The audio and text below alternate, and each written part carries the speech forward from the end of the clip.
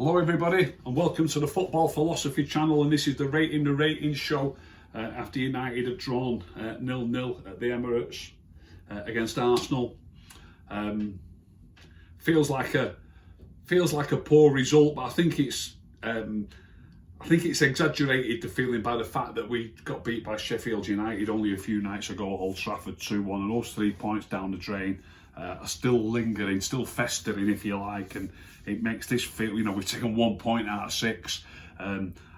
I just got a theory that you should go for it in every game, and I think there was too many changes made against Sheffield United. 1 or 2 players rested who really should have played. In Premier League football, you never know the minute. It doesn't necessarily mean you're going to win, but you need to give yourself your best chance and then worry. And this is how I think about it. You need to worry about the next points after you've taken those points, and not start thinking, that this game will take care of itself. Concentrate on that game, put the best team out that you can, win those points, and if you get those points, then look towards the next game. Now, like I say, there's no guarantees that you would win, but no matter which team you field at Arsenal, it's a tough game, Arsenal away, especially when they're up for it, and when they play us, they're proper up for it. So, if we'd have put a full strength team out, or what he thinks is his best possible team against Sheffield United, we'll never know, but maybe we would have won. We'd have had 3 points before we even kicked off against Arsenal. So we've ended up with 1 point out of 6. And the way football is as well, confidence and also the confidence of getting that win, the confidence of maybe scoring a few goals, which could happen. Obviously you don't know, but it could happen. And just maybe you go into the next game a bit more confident, and maybe you're less fearful, and maybe you get the points against Arsenal then as well, because it changes your mentality, and so many things are just different. So I think you should go for your absolute best, do your absolute best to get those 3 points against Sheffield United. And we've ended up now with 1 point out of a possible 6. If we'd have just concentrated really hard and got the first 3 points against Sheffield United, maybe we'd have ended up with 6. Of course, it does change your mentality. It could change what happens at the Emirates. You might end up losing. Everything changes. Once you do that, it changes. So it could be that we might have attacked a bit more. Maybe they'd have broken squad. They might have beaten us. You can't just think, oh, we're going to do this and that'll mean that'll happen. It doesn't work like that. So if we'd have beat Sheffield United, it's even possible we'd have lost to Arsenal. We might have changed our approach. We might have lost. But at least it's 3 points out of 6 rather than 1 point out of 6. Get the first 3 points in the bag and then go for it, or then decide what you're going to do next. So this is the rating show. I'm going to do a player in focus tomorrow, but I'm not going to do it on a voting thing. I've decided I'm going to do it on Marcus Rashford's performance in this game. So anyway, here we go. David De Gea. The Manchester Evening News have chosen. They've said they've given him a 7. They've said, let me get me points thing out. They've given him a 7. Handled the first half efforts from Lacazette and David Luiz dependably, and saved well in the second half from Emile Smith-Rowe. And I think a 7 is fair enough. The Evening News have given him a 7. I wouldn't disagree with that. Aaron Wan-Bissaka, they've given a 7 too. More present in the final third, even if he had to be triggered by Kieran McKenna. I don't know if these writers are actually at the game, or can they just hear it on the screen? I don't really know, but he had to be triggered by Kieran McKenna when to go forward. Made a goal-saving block from Willian. It was a great block, that. And also crossed brilliantly for Cavani, and I thought Cavani should have done a bit better with that. And they've given him a 7. I wouldn't disagree with that. I'll go along with a 7 for Aaron Wan-Bissaka. Victor Lindelof, on my fan cam after the game with Flex, I said he was my man of the match. I did say at the same time I didn't have time really to think about all the players, but I was quite impressed with Lindelof. I thought he played well. I don't think he deserves any more than a 7. No, I thought he played well enough. And it says received instructions from his manager in Norwegian at a corner. I don't know what that's got to do with anything. Calmer in defence than Harry Maguire, and wasn't drawn into committing fouls. I bet if we counted him, I bet there's not much difference. He's bound to make 1 or 2 fouls as a centre back. I remember him making 1 foul on the halfway line. right out by the touchline. But they've given him a 7. Again, I wouldn't disagree with that. Harry Maguire, they've given a 6-2. Crucial block to deny Nicolas Pepe early in the second half. It was an important block, that. But clumsy with his physicality at times and got booked. Yeah, I thought he was a little bit lucky, not to end up getting a red card, Harry. I thought he should have got a yellow card before he got his yellow card. But I don't think he deserves marking down too much on the other defenders. I would say he's a 7, Harry Maguire. You know, he won a few important headers and covered well at times. I thought he played all right, Harry Maguire. So I'm giving him a 7. Luke Shaw, they've given an 8-2, a major upgrade on Alex Telles, and could easily have claimed an assist when he found Marcus Rashford. It was also Shaw who put the ball onto Cavani when Cavani should have scored as well. Effectively a winger in the second half, they've said. So again, an 8 they've said for Luke Shaw, because of how good he was going forward. Although Wan-Bissaka did all right going forward as well, but I do think Luke Shaw was probably a pick of the back four. So I would agree with that, really. An 8 for Luke Shaw. Scott McTominay, they've given a 6-2. Scott McTominay was secure in midfield alongside Fred until injury forced him off before half-time. It was clear he couldn't continue well before then. They've given him a 6. I wouldn't be too disappointed with a 6 for Scott McTominay. Obviously his illness took him off quite early and he was struggling for 10 minutes before that. So I think a 6 is okay for Scott for the amount of time he spent on the field. Fred, one of the major reasons behind United's improvement, and almost clipped in his first goal of the season, pressed and intercepted well. They've given him a 7. I wouldn't agree that he's one of them. It interests me how he writes things. It sounds one of the major reasons. I'd like to know what the other major reasons were. And United's improvement. All games are different. Sheffield United are only don't disrespect me, but they're only Sheffield United. So against Sheffield United, we were on the front foot most of the game, pressing them back, trying to open them up. Against Arsenal, it's a lot more even. They're having a lot more of the game. We do need to win the ball back a little bit more. So it's a little bit churlish to say there's no improvement, but do you get where I'm coming from with that? It's all right saying there's improvement, but it's a different game. It's a completely different game. There's improvement, but there's more improvement because there's more defending to do. You know, it's easier to pick out your defenders or your defensive midfield players in a game against Arsenal and say that that there's an improvement, but there's not really that much improvement when it comes to creating chances and scoring goals. I mean, we haven't scored a goal. We've had about 3 chances. So how much improvement is there? It's easy to say there's an improvement in attitude, but against Sheffield United, you've not got as much defending to do, and I'm just not buying into it. I'm just not buying into it. One of the major reasons behind United's improvement. I mean, okay, they're obviously talking about the Sheffield United game. The previous game to that, we beat Liverpool 3-2, didn't we? So I'm not convinced by that. Obviously, it's better, but it's better for different reasons. We didn't necessarily play a lot better football. We didn't play a lot better football, but we had to work harder. But you know you've got to work harder before the ball's kicked when you're going to play against Arsenal at the Emirates rather than Sheffield United at Old Trafford. Anyway, they've given Fred a 7 out of 10. I wouldn't disagree with that, a 7 out of 10 for Fred. Marcus Rashford, they've given a 4 to. I'm glad they've spotted it because Marcus regularly for me should get a 4 or a 5 when he gets a 6 or 7 or an 8. But he is in a bit of a poor run of form. They've had the beating of Gabriel Martinelli and Cedric Soares, or Soares, however they say it, with the former substituted at the break. But his end product was poor. Had the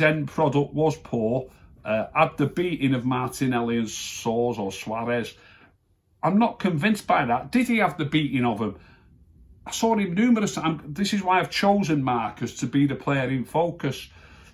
I can remember off the top of it, it's better when you watch it and get round yet again and concentrate on that player. I've watched it live, I've watched the game once more, but even when you watch it once more, you're watching all the players and you're trying to pick loads of different things out. When I watch it to do with playing in focus, I concentrate on that player.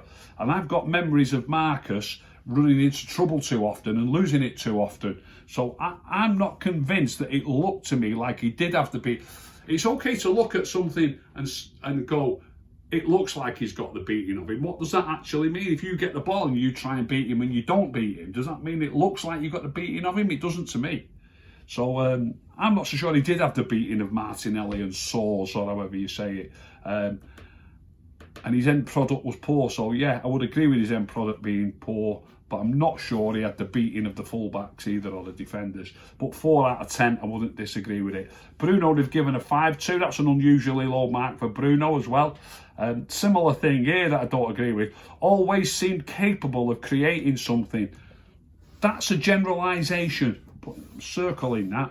That's a generalisation of what they. When I'm watching that game, what I think it is with the writer and maybe with a lot of fans, you know what he's done for the club, how he can score goals, how he can create goals. So you get a little bit of a free ride. I think they just watch it and look at what's going on, and they're hoping that he might create something, hoping that he might score a goal or create a chance. And that hope, when you see that player on the ball, raises your senses, if you like, gets you on the edge of your seat. So always seemed capable of creating something. That's because I think the writer's putting that because he's seen him create stuff in the past, and because he's hoping that he's going to create something when he gets the ball in that game. Because if you just watch that game and think about what happens, I don't think it looks like we don't create too many chances. Anyway, the chances, I mean, I might miss one again. I'd have to concentrate on it all again. The great chance that Cavani had, I know it was Martial and Shaw's link-up play that created that chance. I remember Wan-Bissaka making a chance for Cavani that Cavani should have scored. I think it was Luke Shaw who put the ball across that made a chance that Rashford maybe could have done better with. It looks like an empty net when it comes to him, but he's really got to take it sharp if he can with his left foot, and he doesn't. But you know, all the good bits that I can remember didn't involve Bruno, and I don't. Well, I'm saying I don't understand it. I do understand it. They're saying he always seemed capable of creating something because that's what they expect from him. It's not what you actually saw on the camera on that day, in my opinion. He had a free kick deflected just over. Faded in the second half, he's finished with. Faded in the second half. Always seemed capable. That to me means the whole game. And then they said faded in the second half, so maybe they don't mean always. Maybe they just mean in the first half he looked like he might create something. But they've given him a 5. Look, I'm often critical of Bruno. I thought he simplified his game yesterday, and I've had 1 or 2 people on Twitter say to me, oh, that went well, him simplifying his game. Look, we haven't beaten a top 6, a big 6 club this season in the league, have we? And we've played 6 games against them now. I saw that stat that's knocking about on Twitter. We've only scored once. We've played Spurs, we've played Chelsea, we've played City, played Liverpool. We've now played Arsenal twice. We've played 6 games in the league against the big 6, and we've scored a single solitary goal. That goal, by the way, was against Spurs, which was the first game against the big clubs. So we've now played 5 games on the bounce in the league against big 6 clubs without scoring against them. Because that is our record, why should we say now, oh, that went well, simplifying our game? Because it did go okay, you know what I mean? That's what we are. That's where we're at. We've drawn 4 and lost 2 of our games. So draws against the big clubs are not bad results for them. I know we want to go better. I get that. I know we want to be better. We want to start winning games. I do get that. But if we change that little formation or change the way we play, whatever it is that we changed yesterday, there's no point in saying, oh, that went well, because it didn't go particularly badly. It's just gone as well as it always goes, or certainly no worse against the big clubs. But personally, I thought, but this is an unusual one, I actually thought Bruno had a decent game, and I think 5's a little bit low for him, and I'm going to give him a 6. Paul Pogba a 6. Unsurprisingly, much more involved once he was called in from the wing to partner Fred. Did not produce a game-changing moment. 6 out of 10 for Paul. I probably would agree with that as well. I'm tempted to say a 7, but like you say, they've said a game-changing moment. I just thought he had a decent game. So yeah, 6 out of 10. And Edison Cavani, a 5 out of 10. He missed 2 good chances. Well, one was a really good chance. One was like a falling volley. Maybe he could have done a bit better. You'd expect a top player maybe to get that on target. The first one that he missed is an unbelievable miss, really. The one that Martial and Shaw made that opening for him, and I thought he should have done better with that one. Expressed his dismay at lack of direct service and occasionally drifted to get more involved. Should have scored from Shaw's cross and then Wan-Bissaka's cross. But again, overall, his work rate's great. Some of his passing's really good. I think he deserves a little bit better than a 5. I'd love him to have put one of those chances in. But it does show that I'm even-handed, by the way. I do think that a player who's not playing all the time, he might snatch at chances. He definitely should do better on at least one of those chances. You'd expect him to put one of them away. But I think a 5 is a little bit harsh. As I've said a few times, it is about moments, but I think a single moment or 2 single moments in a game shouldn't be what identifies a person's performance. You know, you can have a good game and make a couple of mistakes, bad mistakes, but you can also not have a particularly good game and maybe score a great goal or do something absolutely brilliant in a game. So I don't think 1 or maybe 2 particular instances should shape. It can have an effect, but it shouldn't really shape what your mark is. And I thought he deserves a 6, Edison Cavani. So I'm giving him a 6. And Anthony Martial, they've given a 6 to. They're a little bit more complimentary to Anthony Martial than they normally are. They seem to have a lot of these newspapers. They've got their own ideas about a certain player. Like I've just mentioned about these, like they said about Bruno, always seemed capable of creating something. That's because they've seen him do it before. It's not because he actually looked like he was going to create something on the match itself. It's because of what they've seen before. So that's what happens to Anthony Martial. They've got this thing in their head, and they often think, "Oh no, he's not trying hard enough," and that comes out a lot. But for some reason, I don't know if they've been watching my shows and seen me having a go at him, but for some reason they've actually spoken about his effort. They've put came on in the first half for Mctominay and was instantly alert and committed enough. But they've had to put a little bit of a rider on it, albeit ineffectual. Well, look, I know I've just said it's not about one moment. It isn't about one moment. He was committed. He was instantly alert. And was he ineffectual? When you're only going to get 1 or 2 chances in a game and the lad's played 55 minutes, and in that 55, his little pass, don't underestimate how good it is. He gets a little pass off Shaw that bobbles up and it's bouncing, and Shaw runs past him. This is inside the penalty area. A hell of a lot of players are not calm enough and cool enough when they're inside the penalty area and lots of bodies around. And his little nudged pass in front of Luke Shaw is absolute class. It really is. It's a class little piece of play that puts Shaw in a really, really dangerous position. And Shaw put it in front of Cavani, and Cavani should have scored. So, ineffectual. We've had, he's only played 55 minutes. We've only had 3 clear-cut chances, and he had a really big hand in making one of those chances in the 55 minutes that he was on. I'm not sure he was completely ineffectual. I think it's a bit harsh. When I say that, that's not just a defence of Anthony Martial. What it's about is, if he's been ineffectual in 55 minutes that he's played and he's had such a big hand in making a chance that should have been a goal, we should have gone a goal up. So why, my point is this, why say about him that he was ineffectual?